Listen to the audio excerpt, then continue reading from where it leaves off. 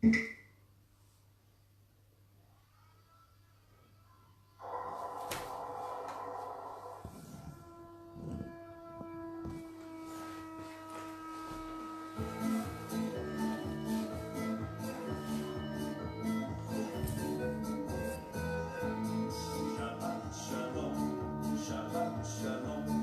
shalom, Shabbat shalom, Shabbat shalom.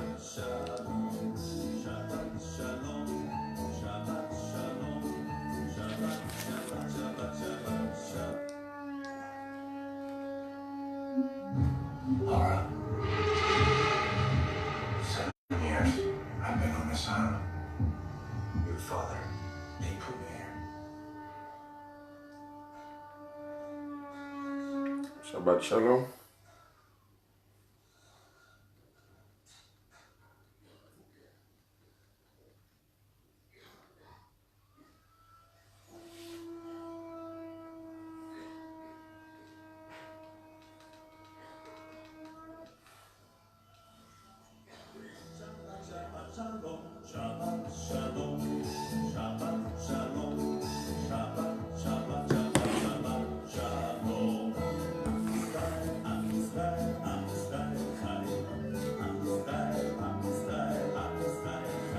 Shabbat shalom, Shabbat shalom, Shabbat shalom.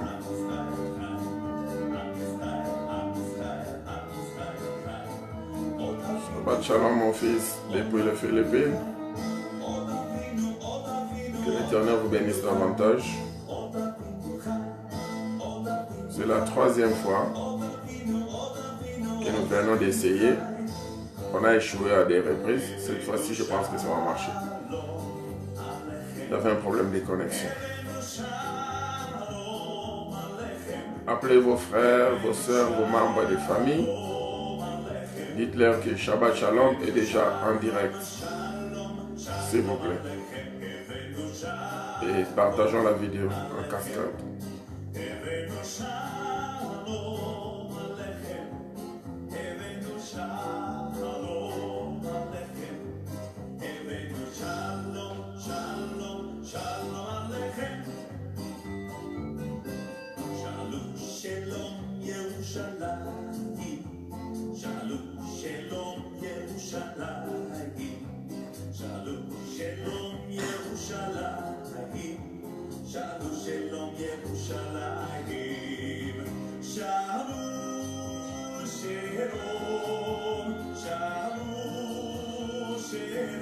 Partageons la vidéo s'il vous plaît.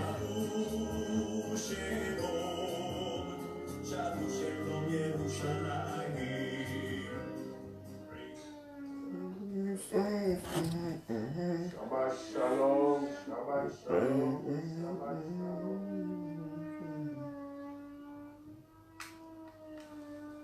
shalom. Partageons la vidéo s'il vous plaît.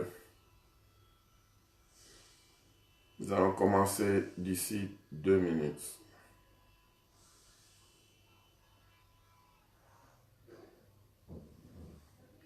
D'ici 2 minutes, nous allons commencer. Partageons la vidéo s'il vous plaît.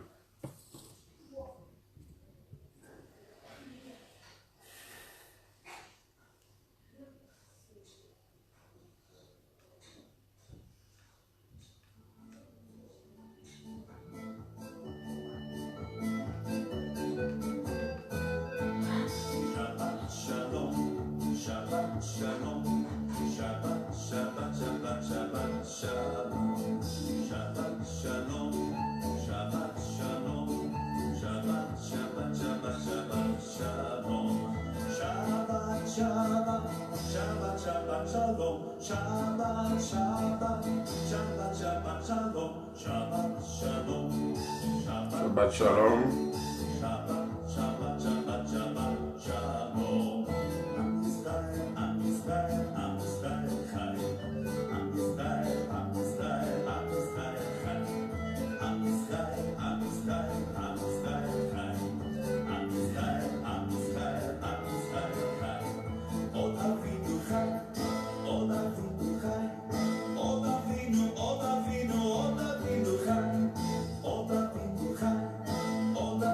Hi.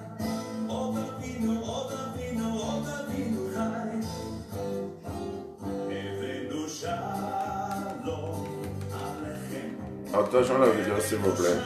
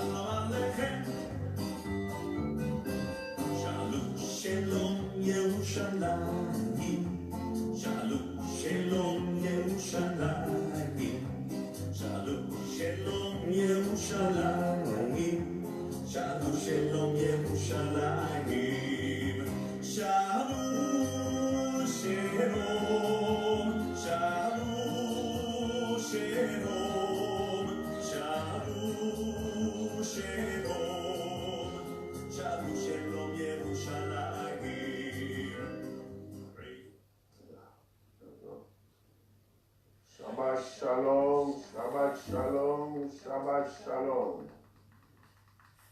Nous sommes en direct de l'Institut. Que l'Éternel vous bénisse, mon fils, depuis les Philippines. Que l'Éternel te bénisse, ma fille, depuis Londres. Shabbat shalom. Nous allons un peu attendre. J'ai du mal à partager de mon côté. Nous te bénissons pour ce moment. Cher Saint-Esprit de Dieu, le roi HaKodesh, nous avons besoin de ta présence. Père éternel de gloire, le grand rendez-vous, c'est aujourd'hui. Nous allons commencer d'ici une minute.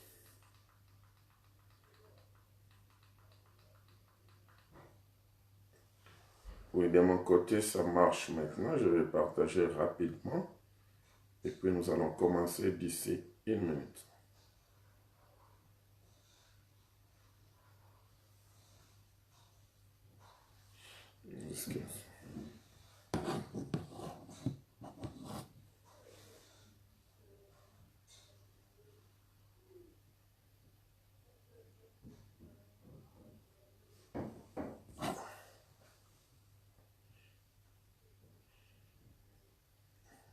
Je sais que tout va bien chez vous.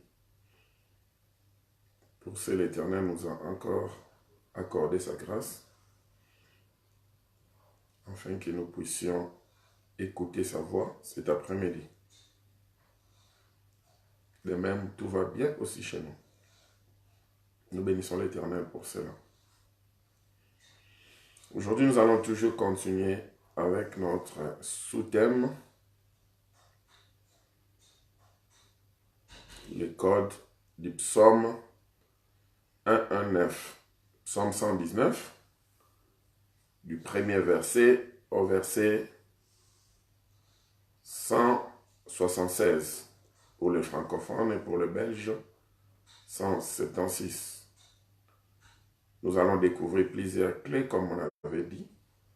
Je pense qu'on a déjà pu décoder cette clé jusque-là, 7 ou 8 clés. Aujourd'hui, nous allons encore découvrir une belle clé. Nous allons commencer d'ici quelques secondes.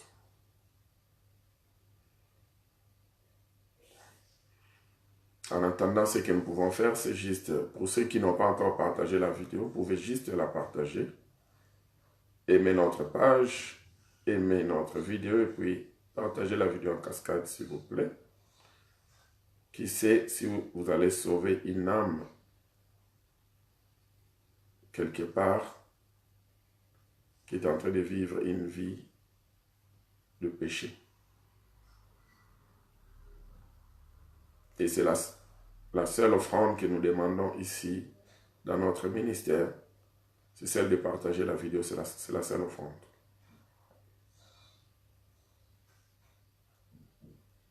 Nous allons commencer d'ici quelques secondes.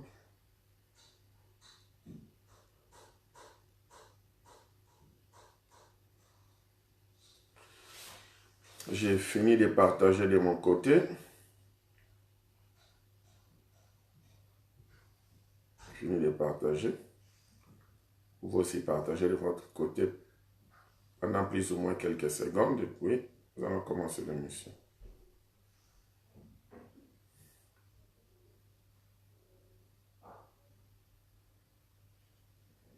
Quelques secondes, nous allons commencer l'émission.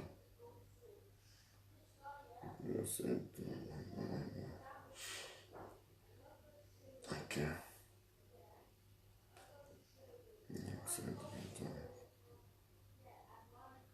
Ok, nous allons prier. Adonai, Elohim, le Tout-Puissant Créateur de l'univers. Père, nous te bénissons pour ces moments. L'Esprit du Saint, nous avons besoin de toi. Loin de nous, tout esprit qui ne confesse pas ton nom. Enseigne-nous comme jamais auparavant. Aide-nous, Seigneur Père, à recevoir un nouveau code qui nous aidera le reste de notre vie. Nous te bénissons, l'Esprit de l'Éternel, pour être au rendez-vous. Nous te bénissons pour prendre le volant de cet enseignement. Dans le précédent de ton Fils Yeshua HaMashiach, nous avons ainsi prié. Et nous disons tous Amen. Amen. Je suis le pasteur David Mafuta. Avant d'abord de commencer la présentation, et une fois de plus, nos excuses.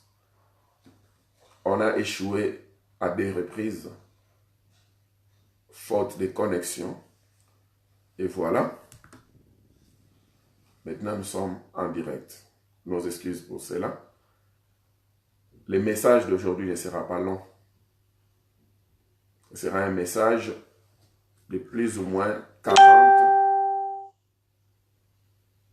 ou 45 minutes. Est-ce que tout va bien de ce côté-là? Ah, ok. Merci beaucoup. Ce sera un message de plus ou moins 40 ou 45 minutes.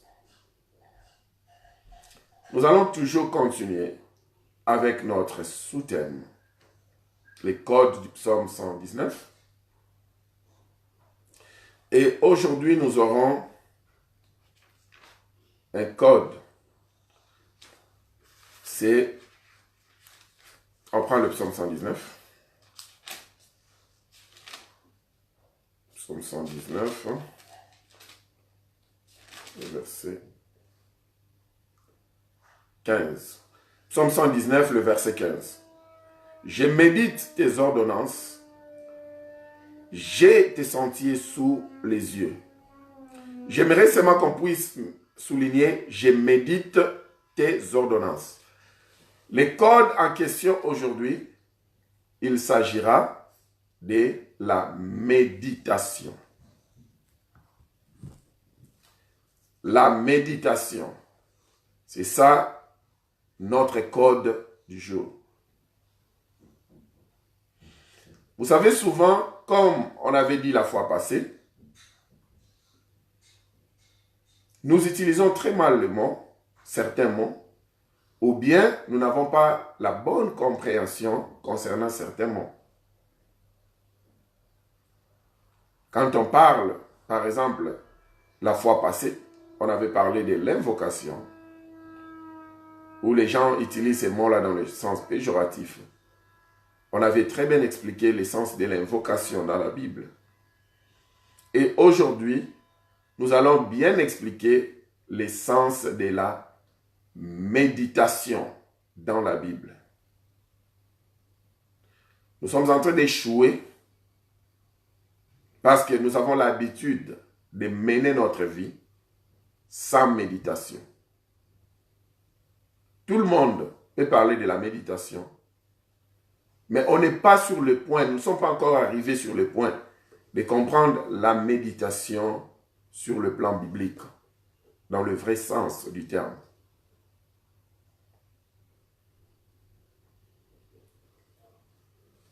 Josué chapitre 1, vous pouvez prendre Josué chapitre 1, le verset 8.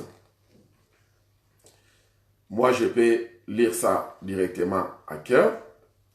On dit que ce livre de vie ne quitte pas de ta bouche.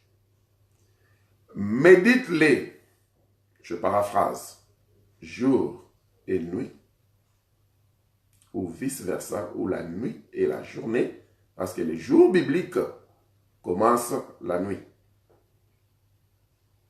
Médite ces livres la nuit, médite ces livres le matin, il y aura des conséquences.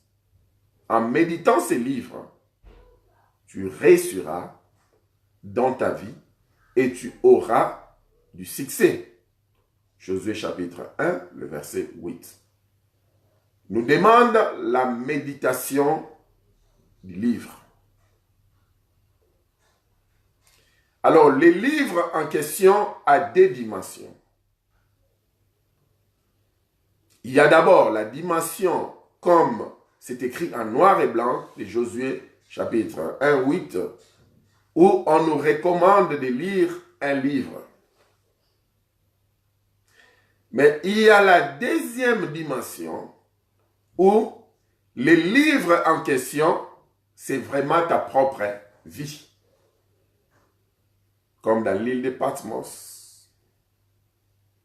Parmi les premières visions de l'apôtre Jean, il a vu les livres qui étaient scellés. Et personne ne pouvait ouvrir ces livres-là et d'annuler les sceaux. Et cependant, il a écouté une voix qui lui dira, ne pleure pas. Il n'y a qu'un seul, Yeshua Hamashiach, le Messie, qui est digne d'en rompre les sceaux. Ouvrir les livres premièrement et rompre les sceaux. Alors, la deuxième dimension dont nous sommes en train de parler, ces livres-là, c'est ta propre vie. Donc, la dimension de Josué 1, 8, demande à ce que nous puissions méditer la parole divine dans son entièreté. Et la demande d'Apocalypse demande à ce que nous puissions aussi méditer notre propre vie. Concernant notre propre vie. C'est les deux dimensions que nous allons apprendre aujourd'hui. Alors la clé, comme on a dit, c'est le code. Aujourd'hui, c'est la méditation. Quand nous sommes en train d'écouter les mots méditation, tout ce que nous avons, la plupart de nous, nous avons à l'image quelqu'un qui a ses deux mains ensemble, ses deux pieds ensemble, assis sur la terre, les yeux fermés, comme le gens d'une religion quelconque, on épargne l'air, non? C'est alors qu'ils sont tentés de méditer.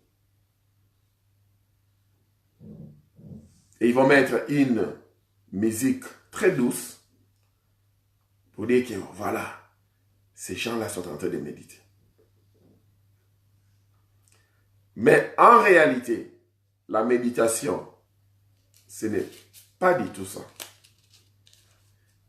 Je peux méditer en étant assis. Je peux méditer en étant debout. Ça dépend de la position que tu peux prendre pour méditer. Que l'Éternel vous bénisse davantage. Petit cher. Que l'Éternel vous bénisse davantage, mon frère. Nous voulons que accordez-nous la grâce de suivre l'émission du début jusqu'à la fin. On accepte tout ce que vous pouvez balancer comme insulte, ce n'est pas un problème. Mais suivons l'émission du début jusqu'à la fin. Ok? C'est là où on saura la position de cette émission. Que l'Éternel vous bénisse davantage. Donc, je disais tantôt, la méditation n'a rien à voir avec le deux pieds, le deux mains, assis par terre, croiser les bras ou que sais-je. Ce n'est pas ça. La méditation, c'est autre chose. Dernièrement, on avait appris la formule de la prière de notre Père. Quand nous étions encore de l'autre côté, c'était quand on était à Olive TV. C'est là où nous avions appris, quand Yeshua HaMashiach disait à ses disciples, voici de la manière dont vous allez commencer à prier. Il leur a donné la formule de notre Père, qui est devenue aujourd'hui une prière pour beaucoup d'entre nous. Alors, dans cette formule-là qu'il les avait donnée, c'est dans Matthieu chapitre 6, à partir du verset 9. Voici donc comment vous devez prier. Notre Père qui est aux cieux. Avant d'abord de leur dire, on commence par le verset 7. Chapitre 6 de Matthieu, Matthieu chapitre 6, le verset 7. En priant, ne multipliez pas de vaines paroles comme les païens qui s'imaginent qu'à force de paroles, ils seront exaucés. Non, pardon, c'est le verset 6. Le verset 5. Je m'excuse, le verset 5. Matthieu 6, le verset 5. Lorsque vous priez, ne soyez pas comme les hypocrites qui aiment à prier debout dans les synagogues et au coin des rues pour être vus des hommes. Je vous l'ai dit en vérité, ils reçoivent leur récompense. Mais quand tu pries, entre dans ta chambre, ferme ta porte et prie ton Père qui est là dans le lieu secret. Mais quand tu pries, entre. Oui, vous envoyez une invitation ici. Oui. Quand tu pries, entre dans ta chambre. Alors, on avait expliqué le fait d'entrer dans sa chambre ne parle pas d'une chambre physique. Vous savez, souvent nous voulons interpréter la Bible d'une manière littérale, en suivant les mots. Ce n'est pas de cette manière qu'on interprète la Bible. La Bible s'interprète par l'Esprit de l'Éternel. Et l'Esprit de l'Éternel, quand il interprète quelque chose, il donne directement la conviction que ce qu'il dit est vrai. On avait dit que le fait d'entrer dans sa chambre, c'était seulement prendre la position qu'il faut, la position pour commencer la méditation. Vous ne pouvez pas prier hors l'état de la méditation. Qui parle de la méditation, on voit directement le mot qui sort, le mot concentration. Alors la chambre en question, si c'était une chambre physique, pour comprendre maintenant l'interprétation de l'Esprit de l'Éternel, si c'était une chambre physique, alors ce que Yeshua, le Messie, avait dit n'a pas de sens. Parce que quand il parlait, il y a des gens qui étaient des sans domicile fixe aussi à son époque. Alors ces gens-là, ils n'avaient pas le droit de prier parce qu'ils n'avaient pas de chambre.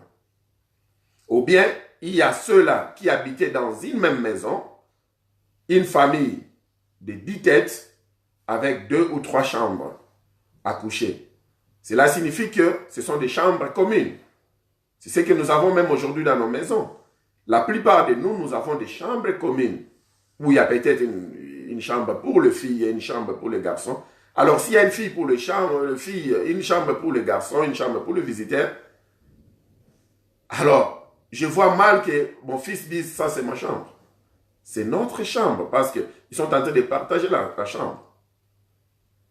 Alors, si la Bible disait maintenant, Yeshua disait, si tu veux prier, entre dans ta chambre. Ce sera un contraste. Parce qu'il y a beaucoup de gens qui n'ont pas leur propre chambre. Ils sont en train de partager la chambre avec les autres. Et il y a même des sans domicile fixe. On vous avait expliqué de la fois passée, il y a 2 sens. Le sens de concentration et puis le sens physique, comme quand vous voyez par exemple les Hébreux prient, On avait expliqué, c'était la tente, non? Il y a toute une vidéo qu'on avait expliqué que ça, c'est la tente. Donc, cette position, quand vous voyez les Hébreux prier comme ça, c'est aussi entrer dans sa chambre. Parce que ça, c'est une tente. Quand les francophones disent Paul était faiseur des tentes dans les Actes des Apôtres, chapitre 18, ils pensent que les tentes en question, ce sont des maisons, non, des maisons en paille ou que sais-je. Non, les tentes en question, c'est ça, les talits en hébreu. Il faisait ça, lui-même il portait ça, les autres disciples portaient ça, Yeshua aussi portait ça. La femme de Père des Sangs avait même touché la tente de Yeshua. Donc la position que j'ai prise, c'est aussi entrer dans sa tente, c'est aussi entrer dans sa chambre. Mais ça va au-delà de ça. Parce qu'aujourd'hui, quand vous partez par exemple en Israël, vous verrez un juif orthodoxe par exemple, en train de prier, il fait ça, et il fait des récitations. Donc sur le plan spirituel, il n'est pas entré dans sa chambre. Bien que physiquement, il a fait ça, il est dedans la tente, mais il n'est pas en connexion avec Yahvé. Il n'est pas consacré. La plupart d'eux aussi ne sont même pas les disciples.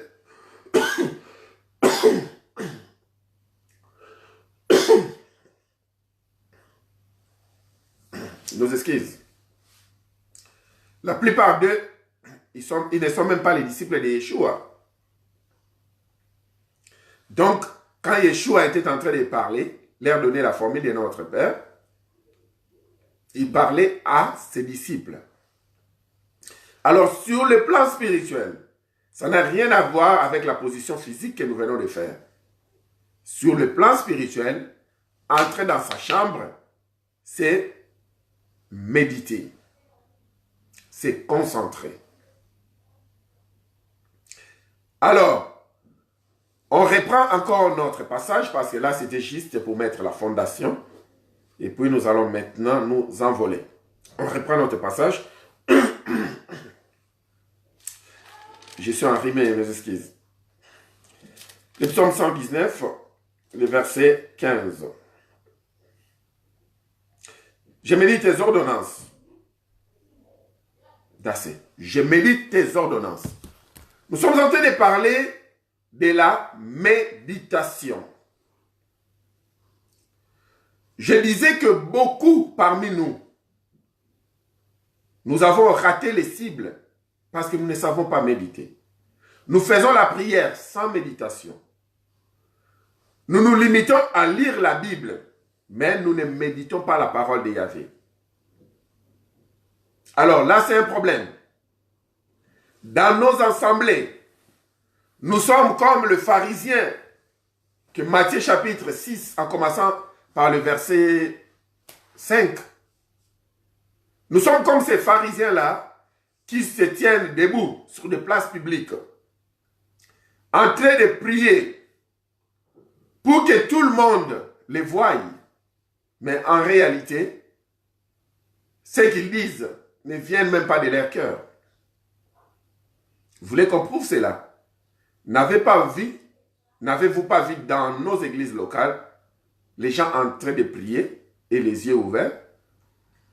Est-ce que pour prier, il faudrait fermer ses yeux? Je n'ai pas dit ça. Mais les yeux ouverts dont je suis en train de parler, quand vous regardez le mouvement de leurs yeux, ça montre que ces gens-là, ils sont en train de contrôler tout le monde. Ils ne sont même pas concentrés. Or, les mots-clés de la méditation, c'est la concentration. Vous voyez les gens en train de parler en langue, ils sont en train de tourner de gauche à droite, ils regardent, ils tournent, ils parlent, ils font des gestes, mais personne n'est concentré. Et vous allez passer 3 heures du temps à l'église locale, repartir à la maison, croyant que vous avez pu bénéficier de quelque chose. Mais non, vous avez juste fait le pharisien. Vous avez juste fait les pharisiens. Vous étiez là debout à l'église. Vous étiez là au service d'évangélisation, au marché central, pour que tout le monde vous voie. Vous êtes en train de faire l'œuvre de l'Éternel, mais en réalité, vous ne faites absolument rien. Alors, l'église est remplie de gens qui font l'œuvre de l'Éternel sans méditation, sans concentration. L'Église aujourd'hui, surtout avec la nouvelle technologie, où nous voyons un pasteur en retraite, mais on le filme. Mon frère, soyons sérieux. Vous êtes en retraite. Ou bien on ne connaît même pas les mots retraite signifie quoi? Pas même sur le plan spirituel. Juste sur le plan humain. La retraite signifie quoi? C'est se cacher, n'est-ce pas? Quand on dit que quelqu'un est parti en retraite, donc il s'est retiré. Alors comment est-ce que tu t'es retiré, mais on te voit encore aux médias? C'est que tu n'es pas en retraite. C'est juste se faire voir. Vous voyez quelqu'un qui dit, je suis en jeûne et prière de 40 jours. Il est là par terre en train de prier, mais il y a des caméramans. Alors qu'est-ce qu'il est en train de dire à l'Éternel? Parce qu'il est entré en jeûne de 40 jours et il est là en train de prier. Mais cette prière-là, c'est son secret, non, avec l'Éternel. Mais les caméramans sont en train de filmer. Donc, l'Église a complètement perdu sa cible. À cause d'un seul mot, la clé que nous sommes en train d'étudier aujourd'hui. Le seul mot, c'est la méditation. Un mot facile, mais un mot que les gens n'arrivent pas à utiliser. Or, la vie en Christ sans méditation, c'est l'échec. La vie en Christ sans méditation, c'est le chaos. Tout ce que nous sommes en train de faire avec Yeshua dans notre vie, sans méditation, c'est comme un tambourin qui résonne. Et il n'y aura pas de résultats qui peuvent changer notre vie. Alors David dit, je méditerai. Maintenant, méditer signifie quoi? Méditer, c'est s'oublier soi-même et se concentrer sur quelque chose ou se concentrer sur quelqu'un. Même dans le foyer, nous échouons parce que nous ne nous concentrons pas sur notre femme, nous ne nous concentrons pas sur notre époux. On répète les mêmes erreurs encore et encore parce qu'on n'a pas le temps de méditer concernant la vie de l'autre. On n'a pas le temps d'étudier en profondeur. Il y aura plusieurs définitions. Les francophones en ligne pouvaient donner plusieurs. La Rousse va nous donner plusieurs définitions. Mais prenons tout ce qui est facile, ce que nous pouvons comprendre. La Rousse a compris de sa façon. C'est pourquoi il a mis cela par écrit. Mais tu comprends aussi de ta façon. Étudier en profondeur sur la vie de quelque chose, sur la vie de quelqu'un, c'est aussi méditer.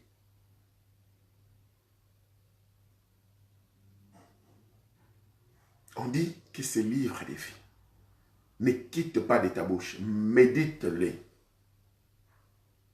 Combien parmi nous, quand nous prenons la Bible, 10 minutes, c'est fini.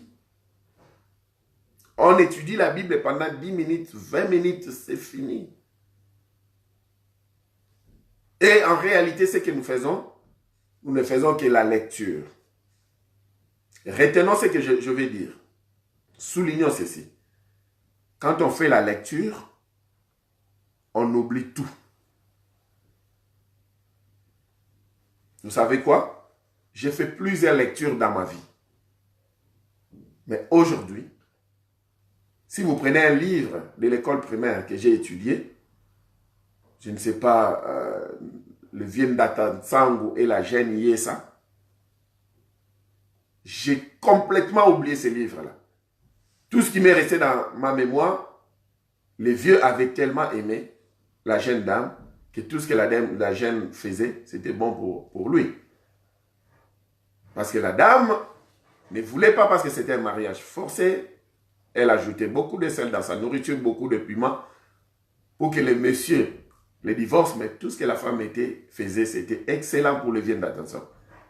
C'est tout ce que j'ai retenu de ces livres-là.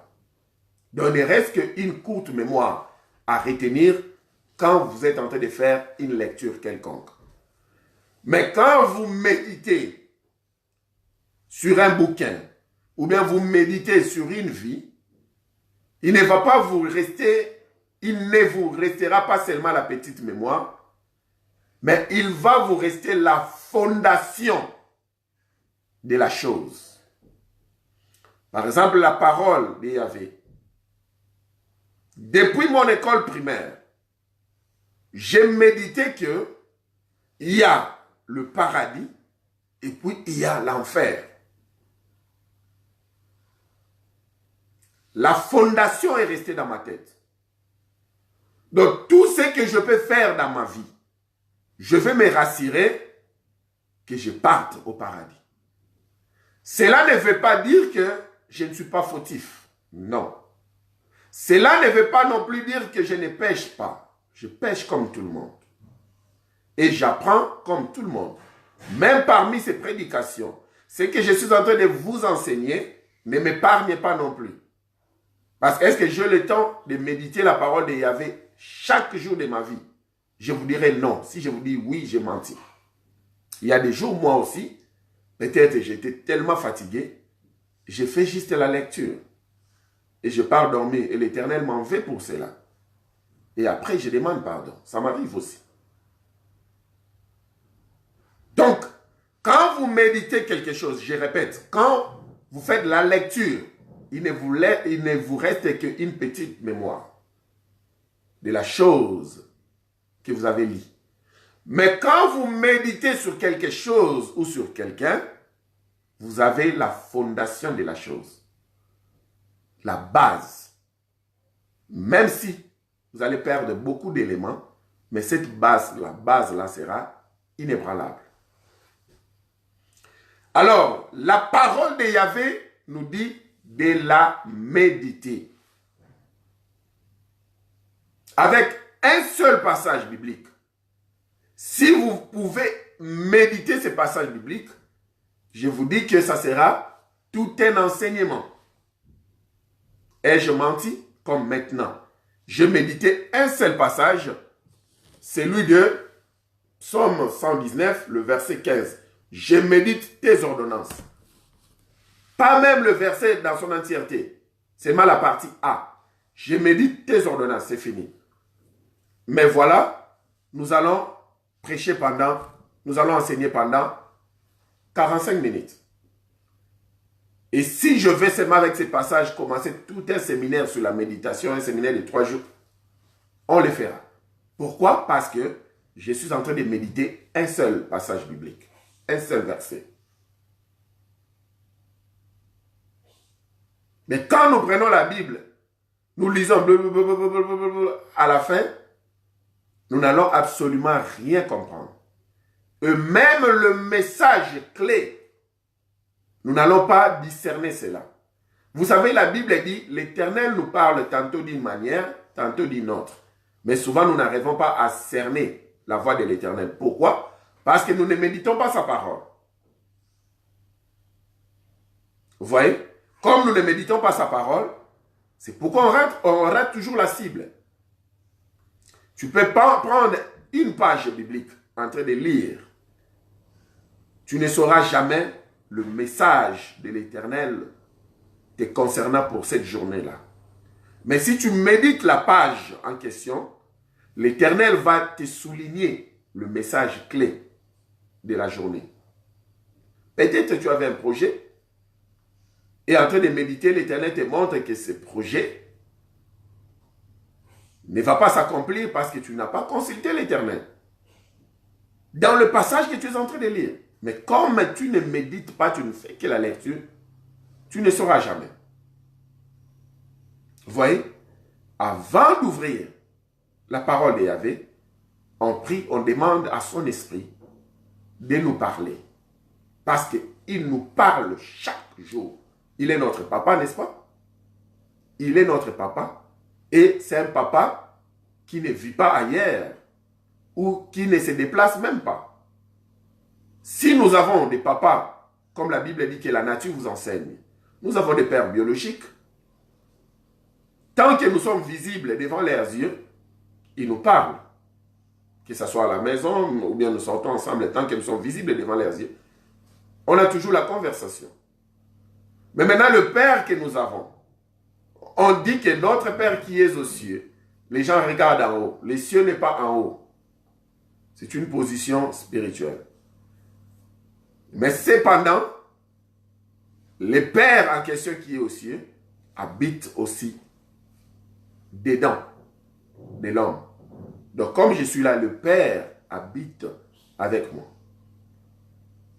Ça c'est, j'ouvre la parenthèse, je vais la fermer le plus vite que possible.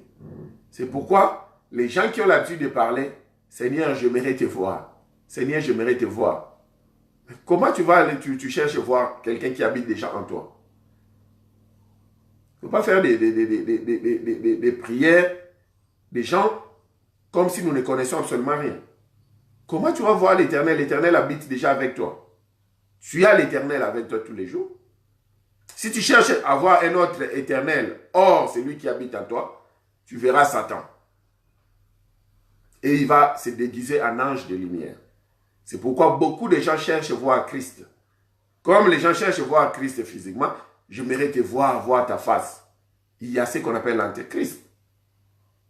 Et il vient comme Christ, l'ange de lumière. Puis quelqu'un va donner témoignage, j'ai vu Christ face à face. Non, ce n'est pas Christ. Christ, tu es avec lui chaque jour.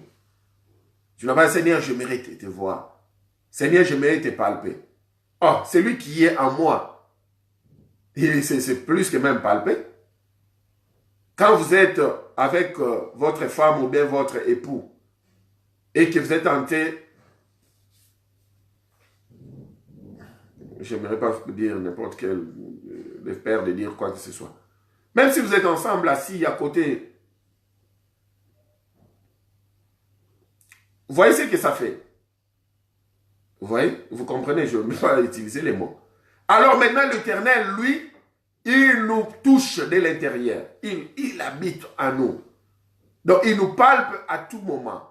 Nous avons ces sentiments à tout moment. Ne cherchons pas à les faire sortir dehors pour les voir. Et puis, même s'il acceptait que vous puissiez les voir dehors, vous ne verrez jamais son visage. Le visage est tellement rayonnant, vous ne saurez pas voir ça. Si quelqu'un te dit, j'ai vu le visage de Yeshua, de Christ, il vous a menti. Il utilise une autre Bible. La méditation.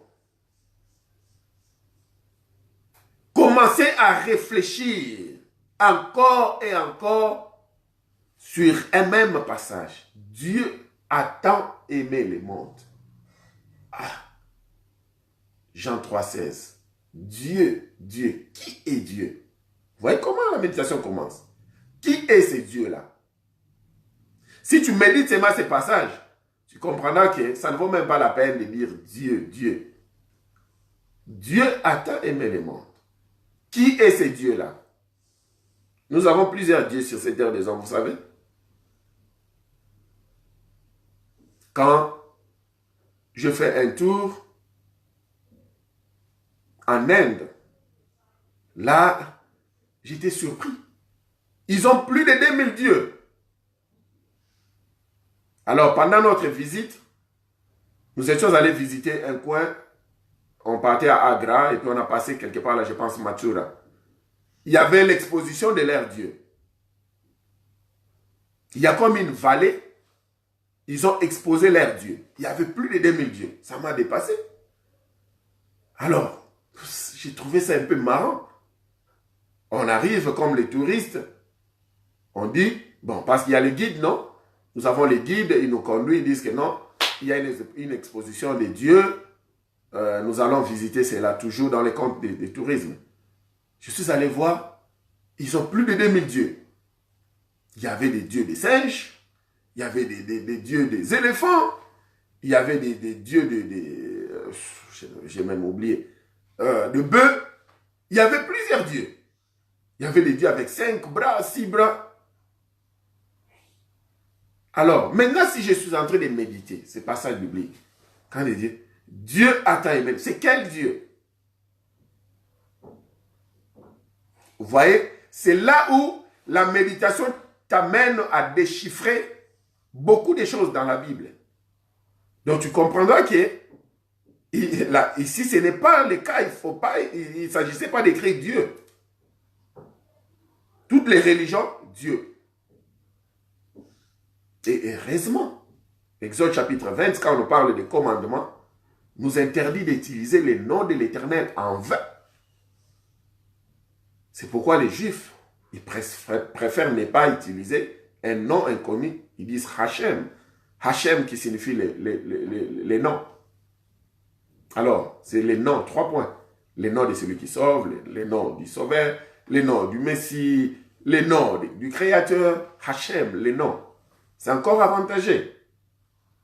Mais déjà en méditant, on voit que Dieu, il y a quelque chose que nous devons déchiffrer là. Parce que c'est qui, c'est quoi?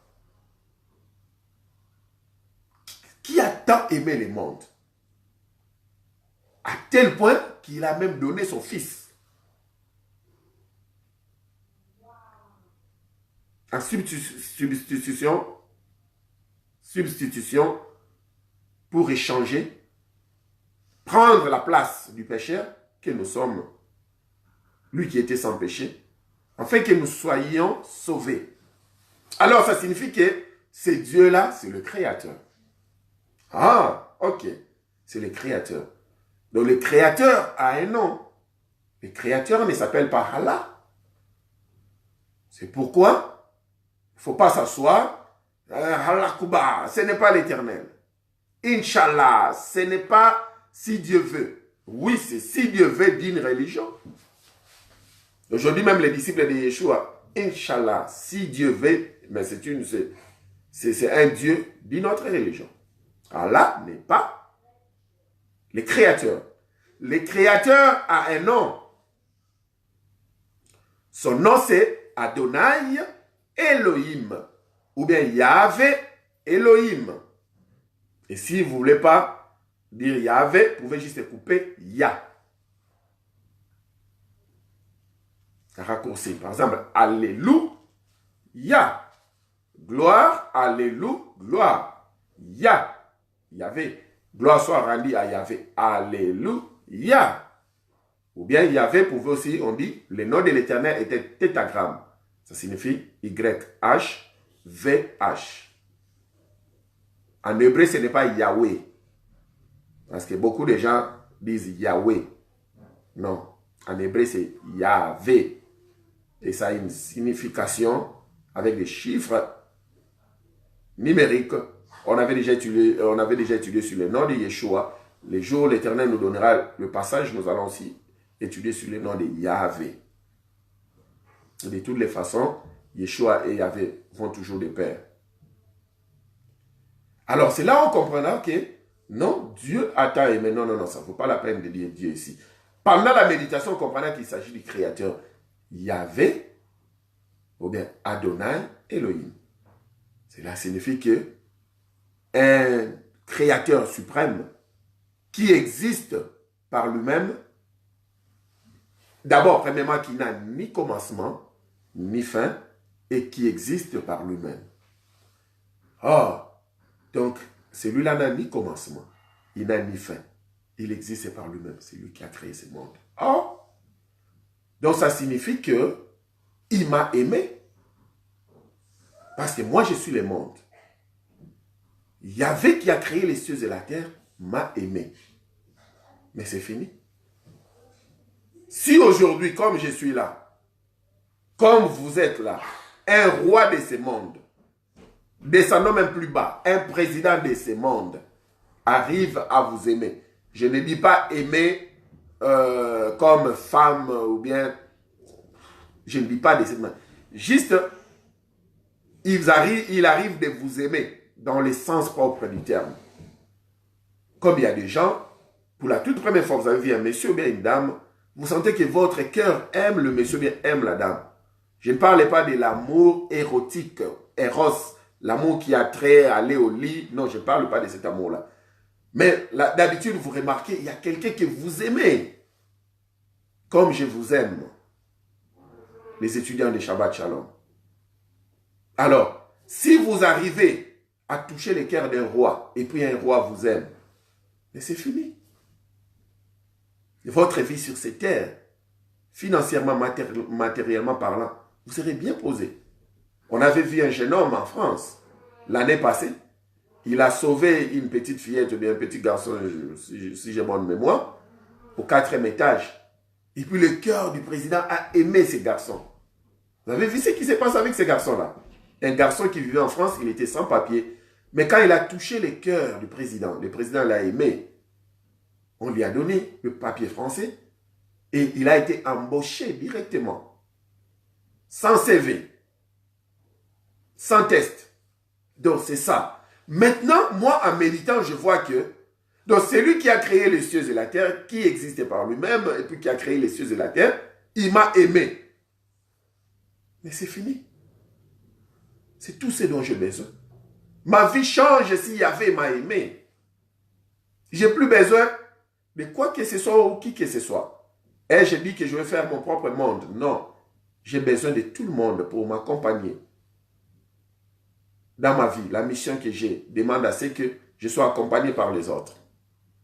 Mais cela veut juste dire que si j'ai Yahvé dans ma vie, j'ai tout. Parce qu'il est plus que le président français qui a donné ce qu'il a donné aux petits. Et il y a des choses que nous ne connaissons même pas, qui est resté sous coulisses. Mais le petit a été très bien rémunéré. Vous voyez? Alors maintenant, le roi des rois, le créateur m'a aimé. Pourquoi je vais aller voir un féticheur comme le monsieur m'a insulté tout de suite là? Il m'a dit féticheur. C'est pourquoi je lui ai dit au monsieur de suivre le message du début jusqu'à la fin. On ne peut plus aller suivre un féticheur. On ne peut plus aller suivre un marabout. Parce que vous ne pouvez pas vous rabaisser jusqu'à ce point-là. Le féticheur vous dit, ok, prenez un peu ceci.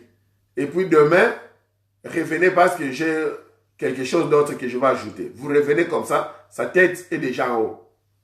Son nez est déjà en haut, il est parti. N'importe quoi. On ne peut pas se rabaisser jusqu'à ce niveau-là.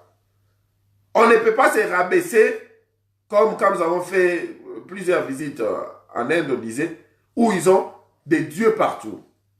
Et des dieux qui ne parlent pas. Je vous ai déjà raconté l'histoire de Népal quand on a parlé de ces dieux-là avec les gourous. Mais en fait, qui est Dieu? C'est celui qui t'a créé ou bien c'est toi qui l'as formé entre tes deux mains? Alors le monsieur, il était confondu. Parce qu'il se disait qu'il priait des statues. Mais on lui a posé la question si c'était lui qui était le Dieu ou bien c'est le statut. Parce que lui, il a formé le statut. Parce que le Dieu, c'est le créateur, n'est-ce pas? Mais lui, il a pris ses deux mains, il a fait l'œuvre d'art. Et maintenant, il appelle cette œuvre d'art-là Dieu. Alors, s'il vous plaît, ne nous rabaissez pas jusqu'à ce point-là de fétiches, de magie, ceci, cela. Non. Celui qui a créé les cieux et la terre, c'est celui-là qui m'a aimé. Je ne peux plus aller ailleurs. I'm done, comme les anglophones disent. J'ai tout. Parce que le monsieur qui m'a aimé, c'est lui qui a créé tous les rois de ce monde, c'est lui qui a créé tous les présidents de ce monde. Amen, que l'Éternel vous bénisse, prophétesse. Il est le président, il est le roi de tous les rois de ce monde. Il m'a aimé. Alors, si on arrive seulement à méditer Jean 3, 16, il n'y a plus une autre religion que nous allons suivre. Nous allons plutôt maintenant vivre une vie de relations. Donc, nous avons un Père qui est aux cieux. Et il habite à nous et il m'aime. Donc, je ne vais plus vivre une religion. Je vais vivre maintenant une relation de père et fils. C'est pourquoi il dit, maintenant, voici de la manière dont vous allez commencer à prier. Notre Père, pour dire c'est une relation de père et de fils, pas une religion. Moi, je suis sans religion, mais j'ai une relation avec Christ. Il est mon papa, moi je suis son fils et je marche selon sa parole. La religion a été faite par la main des hommes. Christ était sans religion. Paul était sans religion. Timothée était sans religion. Tous ces gens-là étaient sans religion. Mais ils étaient en relation avec le Père au travers de Christ. La méditation change les données. Ces passages dont je vous dis, de Jean 3,16, si les gens pouvaient méditer ça aujourd'hui, je vous dis que tout le monde qui méditera cela deviendra disciple de Christ. Peu importe sa religion.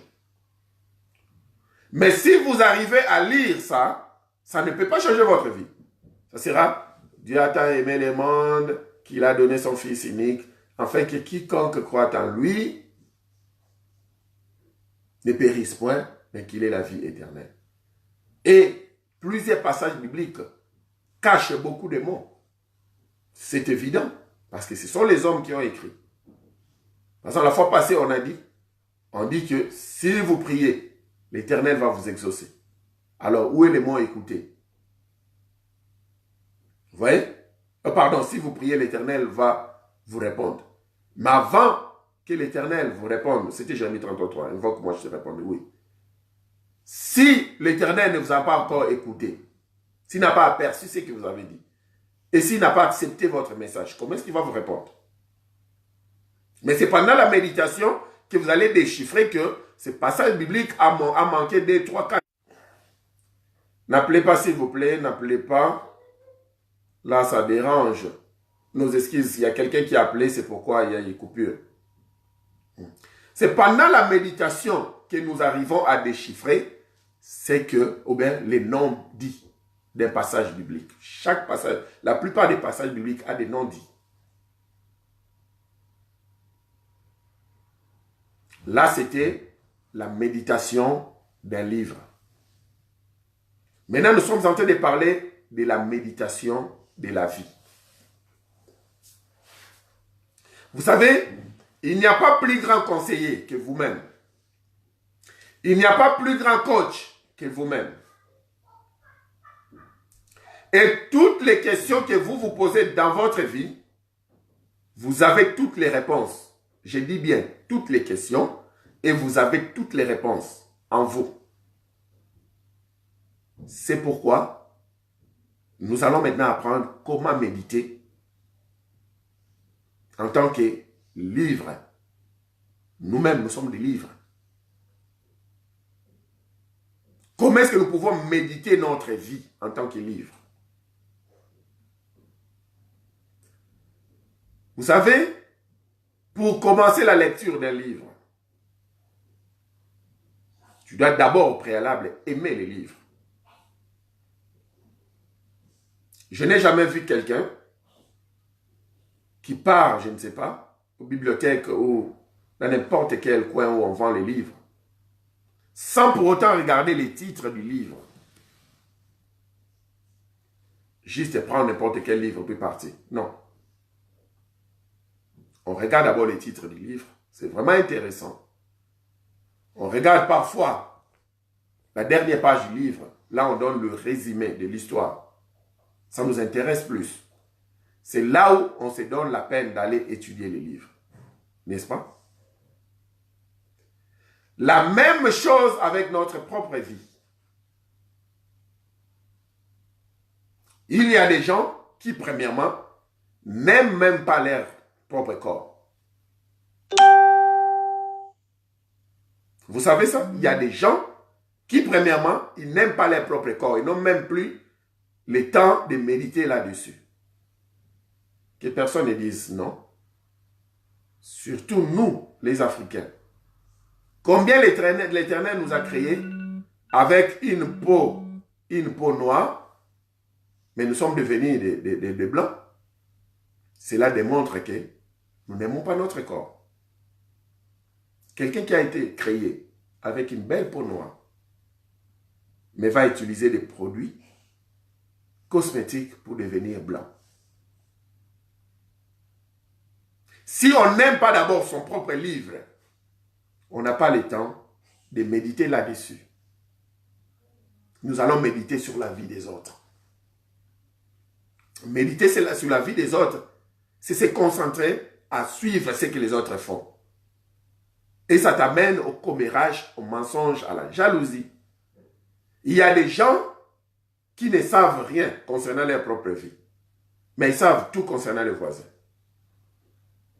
Ils envient d'abord la peau, la couleur de la peau du voisin.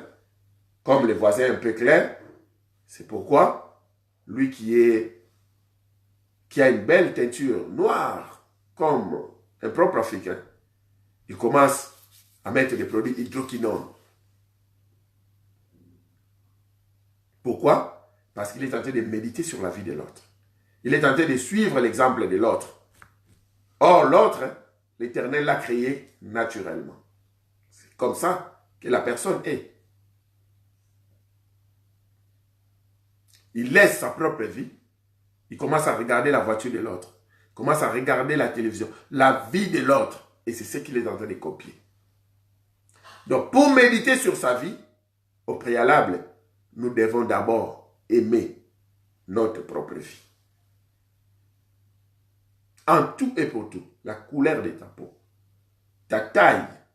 Ce n'est pas en vain que l'Éternel a fait que tu sois 3 mètres et demi. Ce n'est pas non plus en vain que l'Éternel a fait. Est-ce que quelqu'un de 3 mètres et demi existe? Non, c'est juste pour relaxer un peu nos mémoires. Ce n'est pas en vain que l'Éternel t'a créé avec une taille d'1 mètre. Ce n'est pas en vain. Ne regarde pas celui qui a 3 mètres et demi pour dire, ah, si j'étais comme lui. Tu es en train de méditer sur la vie de l'autre. Tu n'aimes pas ta propre vie. C'est un problème. L'Éternel nous a créés avec but, pour sa mission. Et il connaît pourquoi est-ce que nous sommes noirs, pourquoi est-ce que nous sommes jaunes, pourquoi est-ce que nous sommes rouges, pourquoi nous sommes 1 mètre ou 3 mètres 80. Il connaît tout ça. Je parle de méditer sur son propre livre, qui est sa vie. Vous savez, dans le système de coaching, par exemple, parce que au-delà d'être pasteur, je suis aussi life coach en NLP, je vous ai dit ça la plupart des fois, c'est que nous remarquons quand quelqu'un arrive pour demander conseil, parce que la personne est stressée ou quoi que ce soit, la personne a toutes les réponses à ces questions. Dit, mais qu'est-ce qui ne va pas? Non, je ne sais pas dormir pendant 1 semaine. Ah, qu'est-ce qui a fait que tu ne sais pas dormir pendant 1 semaine? Je pense que je prends trop de caféine. Vous voyez, la personne a déjà la réponse. Alors, qu'est-ce qu'il faudrait faire pour dormir? Je pense qu'il faudrait d'abord diminuer le caféine. Ah, ok, c'est bon. Qu'est-ce que tu peux faire encore? Je pense que j'ai l'habitude de suivre la télé après 21h. Alors, je pense que je vais commencer à switch off ma télé à partir de 20h. Ma télé sera déjà fermée. Ok, merci beaucoup.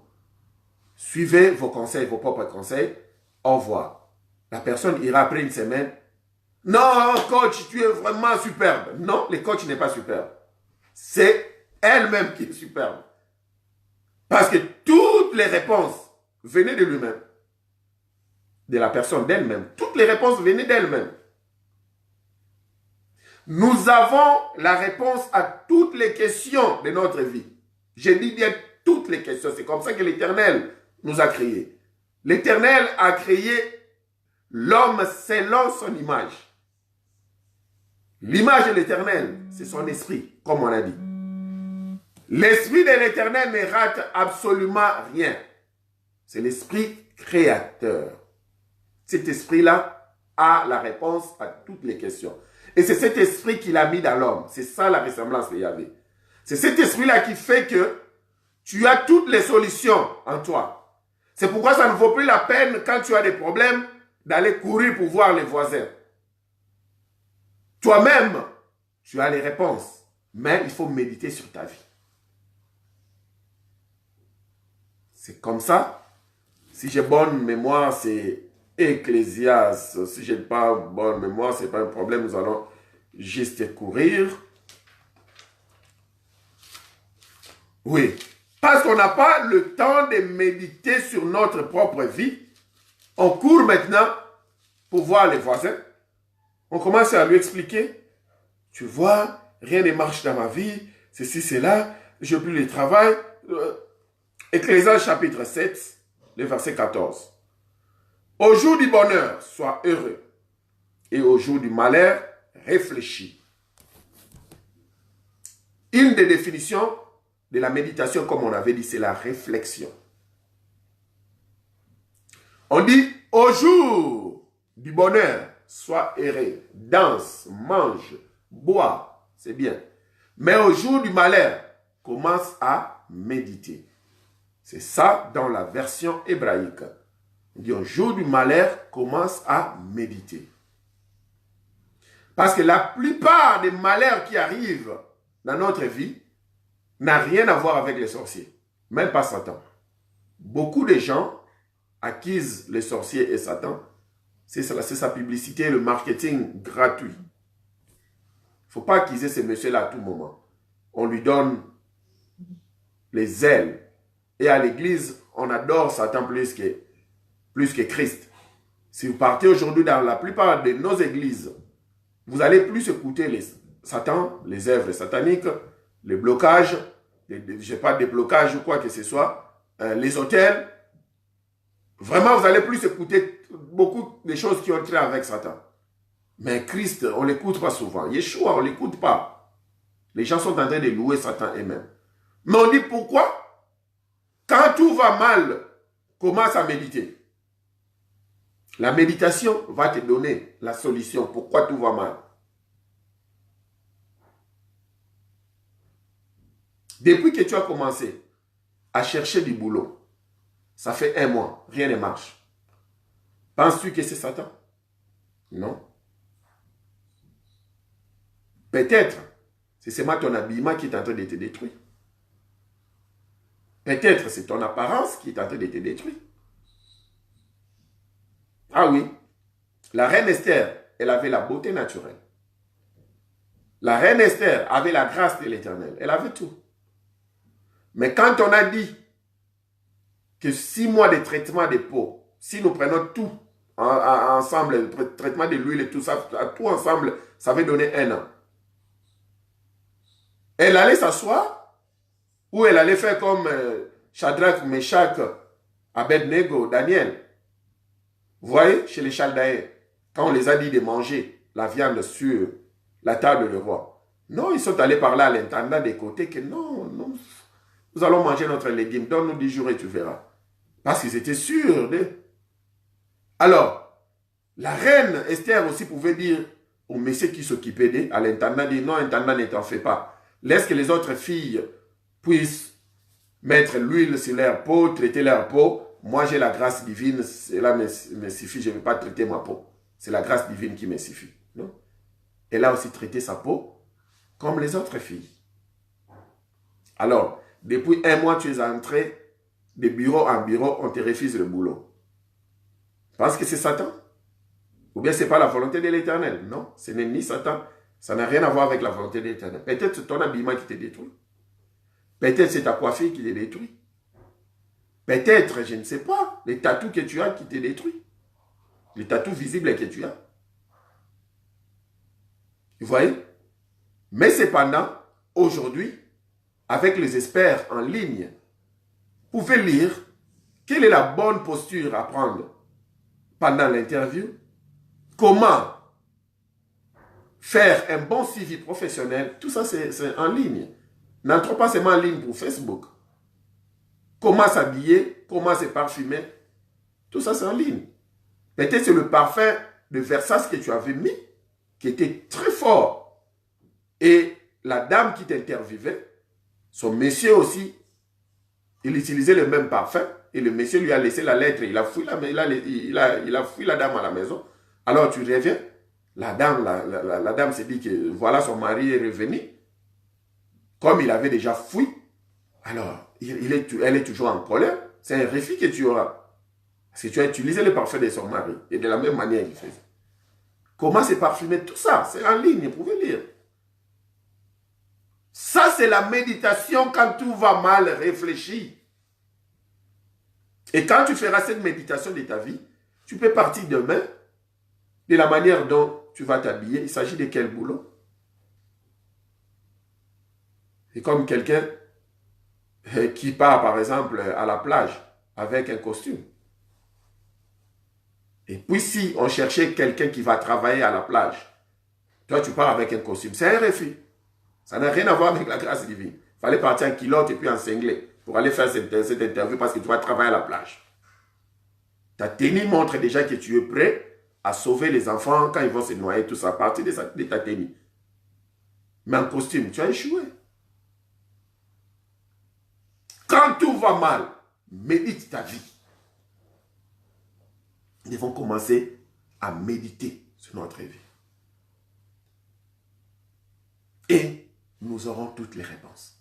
De la même manière, quand on lisait le livre physique comme ça, Jean 3,16, l'exercice qu'on nous avait donné, on avait trouvé plusieurs solutions avec la méditation. De la même manière, avec le travail que tu ne sais pas avoir, si tu médites concernant ta vie, tu auras ce travail-là la semaine prochaine. De la même manière, avec ton mariage, qui est entré déjà au stade de divorce, si tu médites concernant ta femme, concernant ton époux, tu vas sauver ce mariage-là. N'est-ce pas? À tout moment quand vous discutez, ta femme parle beaucoup, comme toutes les femmes du monde. Comme quelqu'un dira, un homme n'a que 300 mots par jour, mais les femmes ont 3000 mots par jour. Là, c'est juste pour faire rire. Mais ça peut être aussi vrai. Relaxons-nous un peu. Effectivement, parce que quand il faut acheter un livre, comment résoudre les problèmes d'un foyer, on dit homme et femme. Le livre version homme, c'est seulement 100 pages. Version femme, c'est 12 livres de 300 pages. Alors, la femme, tellement qu'elle a ces 3000 mots, la journée, quand elle va commencer à discuter, non, il faut que je me divorce, si c'est là. Hein, comment un époux qui ne sait jamais s'asseoir chez lui à la maison? Les 3000 mots-là ne comptent pas. Elle a seulement un mot qu'elle est en train de te dire. Ne sait pas s'asseoir chez lui à la maison. C'est ça son mot. Mais si tu ne médites pas concernant sa vie, tu vas rater ces mots-là. Parce que tu ne te concentres pas la concernant. Tu ne réfléchis pas la concernant. Tu ne prends pas le temps d'asseoir et penser pour elle et commencer à vouloir savoir ce qu'elle veut bien, ce qu'elle ne veut pas. Je ne vais pas donner mon exemple, je ne suis pas parfait. Si nous prenons ma femme, elle vous dira beaucoup de fautes de David, des erreurs. Peut-être vous n'allez même pas m'aimer. Peut-être vous n'allez même pas me suivre. Mais cela ne veut pas dire que je suis un mauvais papa ou bien je suis un mauvais époux. Non. Peut-être ce que vous allez entendre, peut-être vous n'allez pas aimer ça parce que je suis un homme. Mais cependant, je fais de mon mieux. Je sais par exemple, bon, aujourd'hui je n'ai pas travaillé, je suis off. Si ma femme par exemple a travaillé, qu'est-ce qu'il faudrait que je fasse quand elle va retourner à la maison pour qu'elle voie quand même que non, ce monsieur-ci, il est en train de prendre soin des enfants. Vice versa, mon époux est parti au travail. Aujourd'hui, je ne travaille pas. Quand il va rentrer, il faudrait que je fasse quelque chose pour qu'il voie que non, la maison, tout est bien balancé. Parce que tu sais méditer sur l'autre. Quand tu médites sur l'autre, tu ne vas pas écouter ces 3000 mots, mais il y aura un seul mot. Et pendant toute cette période-là, on reprend avec ce que nous avons sur la table comme scénario. Pendant toute cette période-là où la femme est en train de chercher le divorce, elle va toujours commencer, à tout moment quand vous discutez, il y aura un mot qui va se répéter tous les jours. Un homme qui n'a même pas le temps de s'asseoir à la maison. Et quand vous allez prendre ces mots-là, ou bien cette phrase-là, il faudra encore déchiffrer cela. Elle ne vous parle pas seulement de s'asseoir à la maison.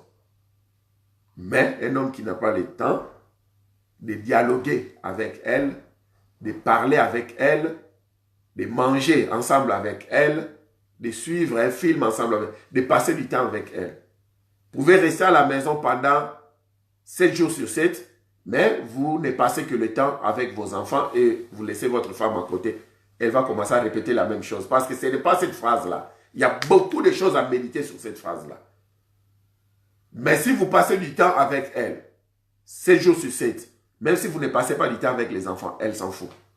Parce qu'elle, elle veut, c'est elle. Et c'est toutes les femmes qui sont comme ça. Mais cependant, en tant qu'époux et en tant que papa à la maison, père à la maison, vous devez tout balancer entre la femme et les enfants. On apprend nous tous. Moi aussi j'apprends. C'est la vérité. Vous voyez? À cause des manques de méditation, nous sommes toujours à côté de la plaque. Toujours.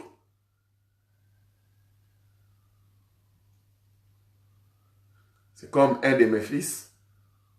Il nous suit aussi, tout de suite là, comme nous sommes en train de parler. Il m'a appelé au téléphone, il dit, je vais divorcer ma femme, je vais divorcer ma femme. Je lui dis, pourquoi? Il dit, ma femme m'a appelé vilain. Ma femme m'a dit, vilain type. Je ne sais même pas pourquoi est-ce que j'ai accepté en mariage. Il dit, moi je suis vilain. Tout le monde m'appelle Boga, elle me dit, je vais la divorcer aujourd'hui. Je lui ai dit, non, elle t'a pas dit vilain. Elle me dit, oh, pasteur, je mets des oreilles. Elle m'a dit vilain type. Et elle a insisté, je ne sais pas pourquoi est-ce que j'ai été accepté en mariage. Pour dire que je suis vraiment vilain. Alors, je vais la laisser pour qu'elle puisse se marier au Boga. J'ai dit non, c'est pas ça. Elle est en train de te dire autre chose. Médite sur sa vie. Médite sur cette discussion. Va t'asseoir, médite encore. Appelle-moi après quelques heures. Après quelques heures, le monsieur m'a appelé et il m'a dit, tu sais quoi? Elle est en train de dire que je ne passe pas beaucoup de temps avec elle. J'ai dit, c'est ça. Alors, elle t'a épinglé. Elle t'a touché de cette manière-là parce que tu ne veux pas passer le temps avec elle. Elle t'a lancé juste une pierre. Mais si tu étais vilain, comment est-ce qu'elle a accepté de vivre avec un vilain type à la maison? Là, c'était un autre exemple. Comment méditer sur soi-même et comment méditer sur la vie de tous ceux qui nous sont chers.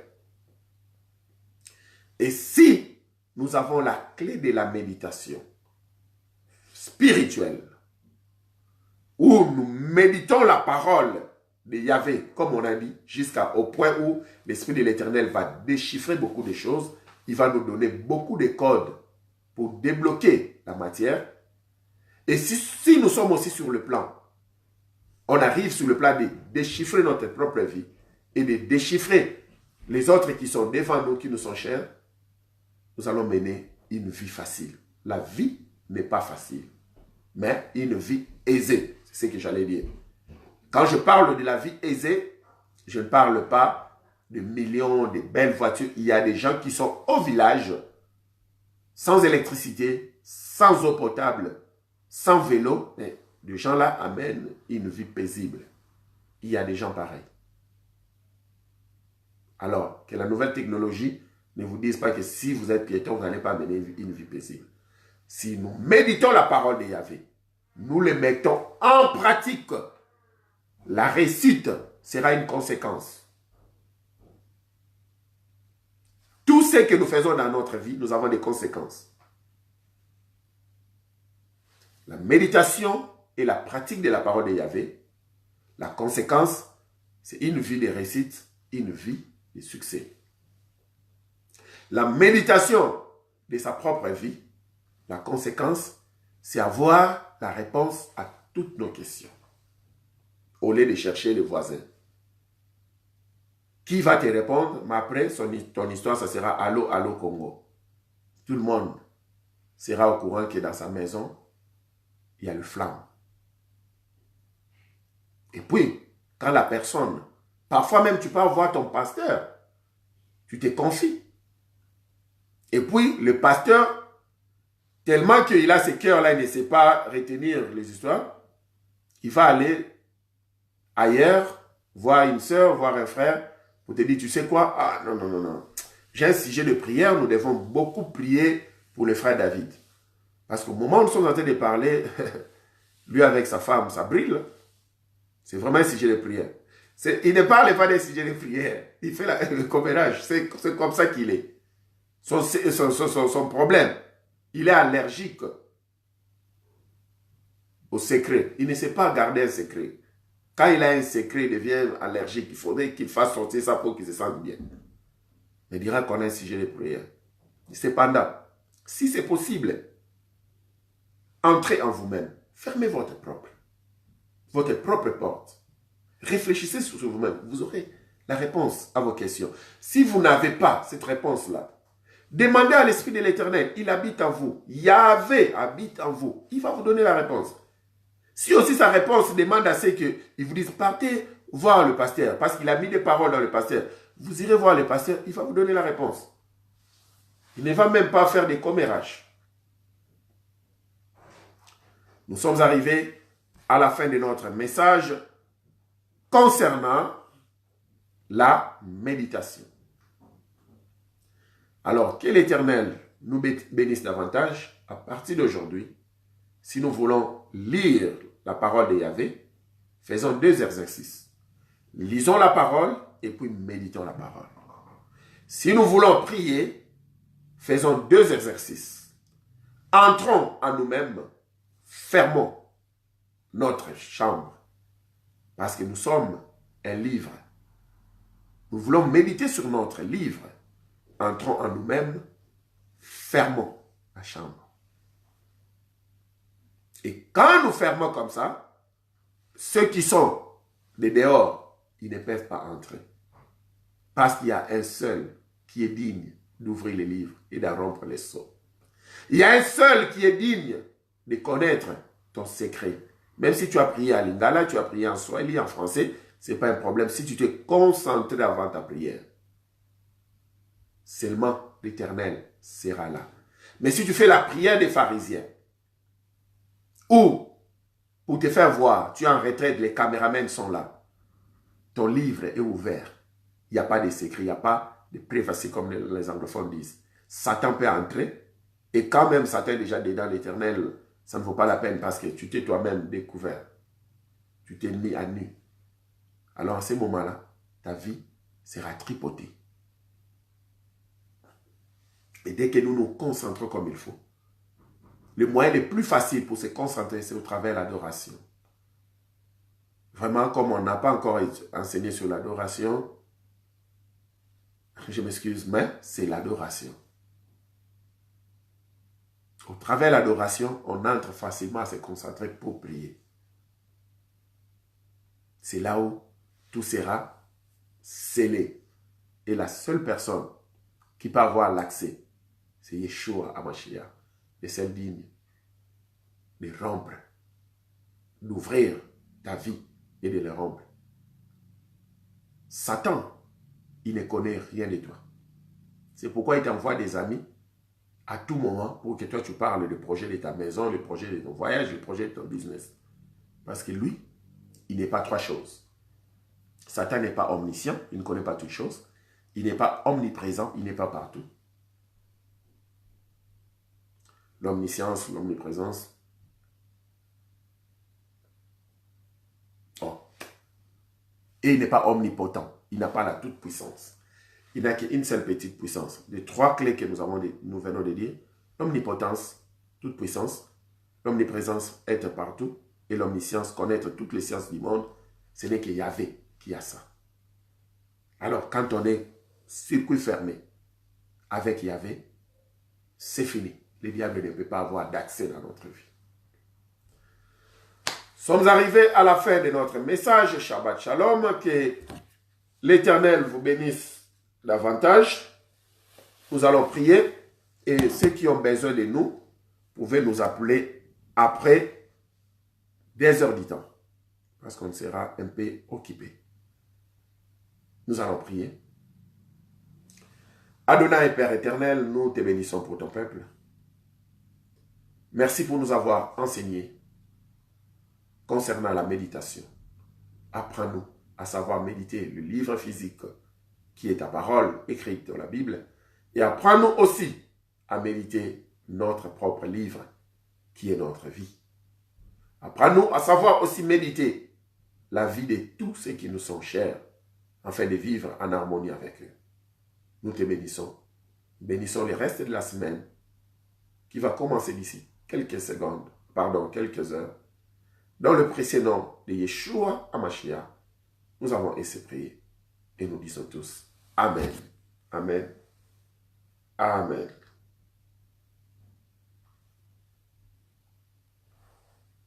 Nous sommes arrivés à la fin de ce message. Nous vous demandons une offrande. C'est juste de partager la vidéo. La seule offrande que nous vous demandons aujourd'hui, c'est partager la vidéo en cascade à autant de groupes. Après cette note musicale, nous allons nous séparer. Shabbat Shalom, Shabbat Shalom, Shabbat Shalom. Au revoir. Shabbat Shalom, Yerushalayim.